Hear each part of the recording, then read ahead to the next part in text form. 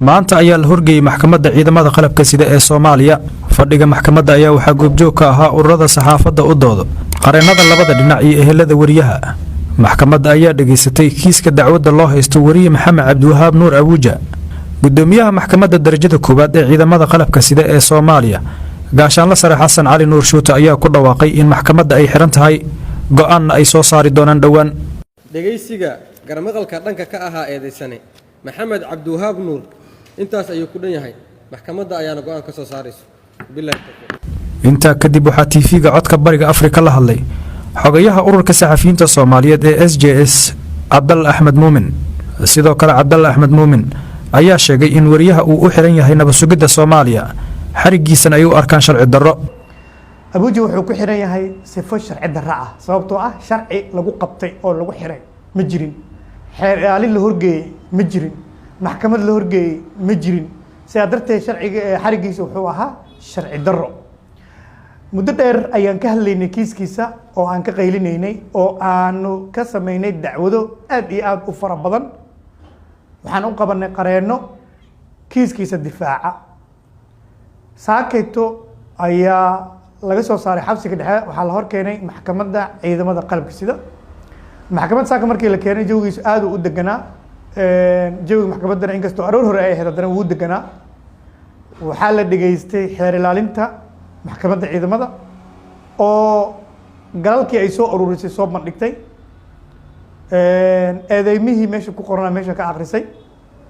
sidoo kalena waxaa la dhageystay qareennada difaaca ee Maxamed Cabdiwahaab Abuuja oo ka jawaabay dhammaan eedeymaha meesha lagu sheegay lagu xusay, ka jawaabay cadeymaha laga rabay dhanka kale ee wax soo eedeynaya inay keenaan laga rabay, ka jawaabay.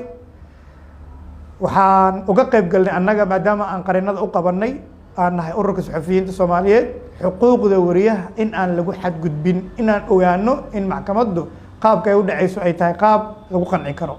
waxaa sidoo kale ka qayb galay ehelkiisa.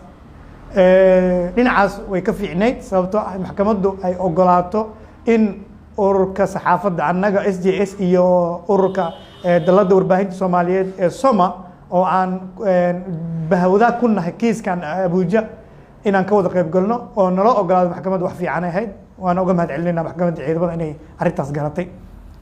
waxaa kaloo iyaduna wax wanaagsan ahayd in la dhageystay qareennada difaaca wariyaha waqti ku fiilan oo fiican la siiyey. waxaan ku qiyaasi karaa 6 saacadood inay maxkamadda socotay haddii aanay ka badnayn. markii labada dhinac la dhageystay, gudoomiyaha maxkamadda ciidamada qalabka sida darajada koowaad wuxuu ku dhawaaqay in maxkamaddu ay soo celin doonto jawaab oo ay go'aankeeda dib ay uga dhawaaqi doonto. maantana intaas ayay ku xirantay maxkamaddii. 22 Abriil ee sanadkan ayay ahayd markii wasaaradda warfaafinta xukuumadda Soomaaliya qoraal ay soo saartay ay ku sheegeen in wariye Maxamed Cabdiwahaab Nuur Abuuja uu ka tirsan yahay ururka Al-Shabaab, sidoo kalena uu ka qayb qaatay dilal dhowr ah oo ka dhacay magaalada Muqdisho. Maxamed Cabdiwahaab Nuur Abuuja 6 Maajo sanadkan ayaa loo xiray tuhunka la xiriira dilka Allaha u naxariistay baxsane Cabdulla Boolay oo isla maalintii xiritaankiisa sanad ka hor lagu dilay degmada Boondheere. 19 Abriil ayaa la abuuray dareen xirfadaysan oo u muuqaal eg dulmi ku tumasho reer ama shakhsi aan ku tiirsanayn tun qabiil. حبسو محمد هاي محاو وين كوكو دعي يا هي أبو مسا waxayse sii dhashay in maalintii xigtay ee bahda warbaahinta bannaanka barxadda hooyooyinka ay isugu yimaadaan iyagoo saaxiibkood u dalbaya cadaalad.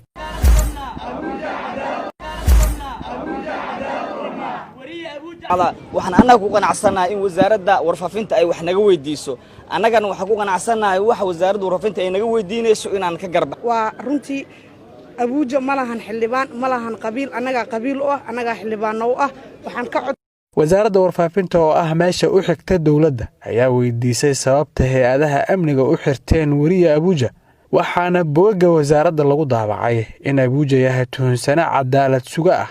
maalin kadib banaanbixii wariyeyaasha ururada saxafiyiinta ayaa wixii xilligaasi ka dambeeyay isku howlay faafidda warar ku suntan caburin, cagajugleen iyo eedo kale oo xukuumadda madaxa u saareen.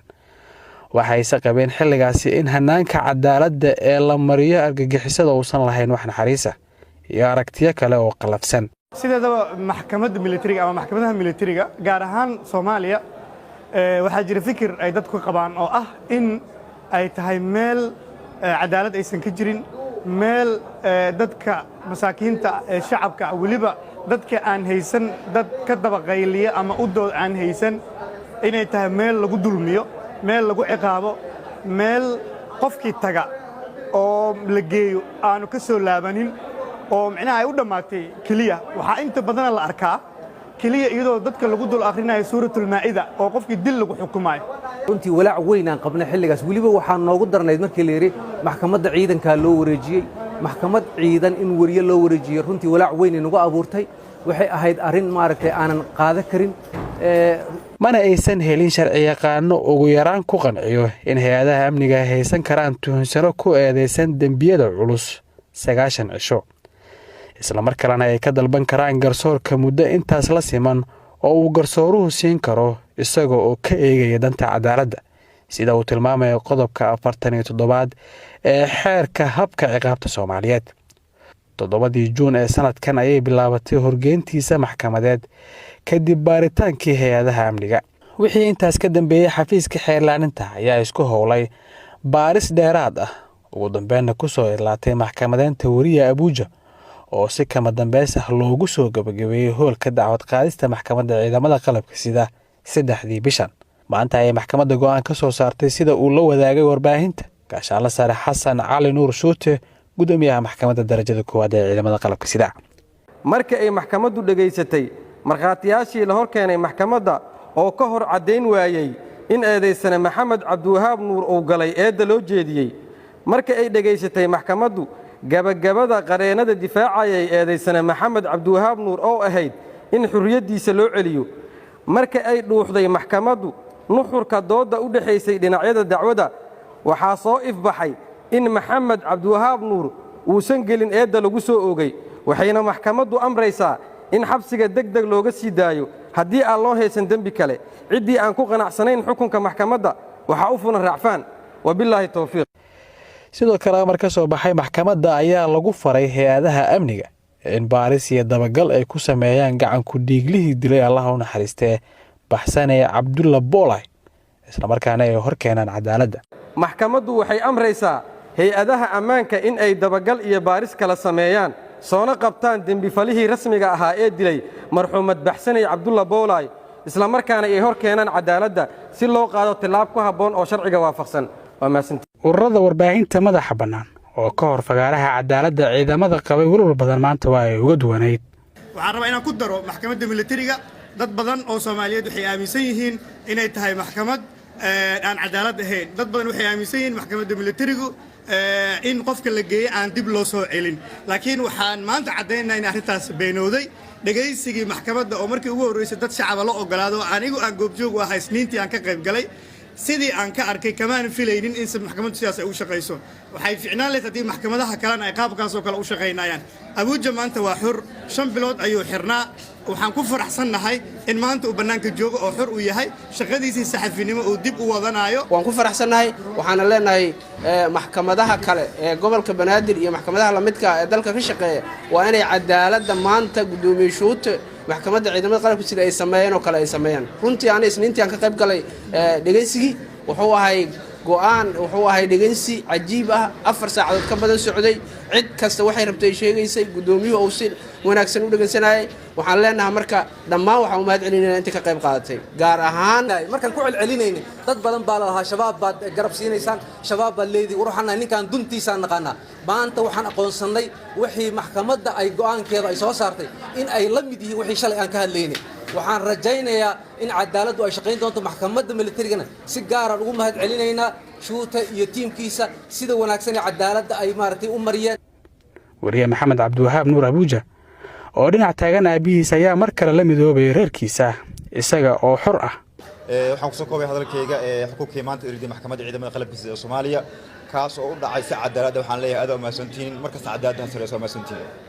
dadaal badan kadib waxaan gaarnay cadaalad maxkamadda ciidamada qalabka sidana aad aan uga mahadnaqaa waana cadaalad maxkamad waana maasan cabdiqaadir ciise warbaahinta qaranka muqdisho